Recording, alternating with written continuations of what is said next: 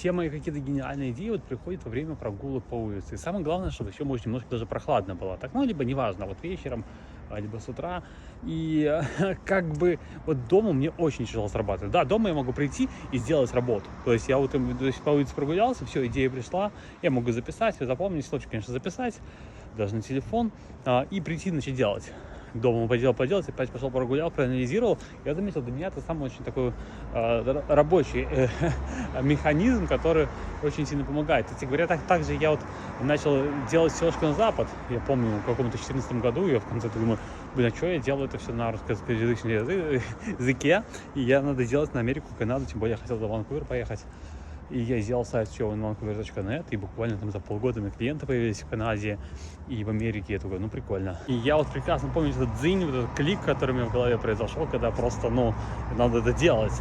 И вот сейчас так вот с Амазоном при последний раз тоже говорю, ага, можно сделать аккаунт так. И так постоянно происходит, просто нужно вот себя слушать, и поэтому для меня вот эти прогулки очень важны. Еще важно, когда немножко так свежо, прямо голову так освежает, она так успокаиваешься, освежаешься. И даже вот сейчас я вышел прогуляться, у меня прям видосы такие вот, ну, именно очень много пошло, легко это все, даже не напрягаюсь, я это делаю, еще записываю, иду, просто гуляю.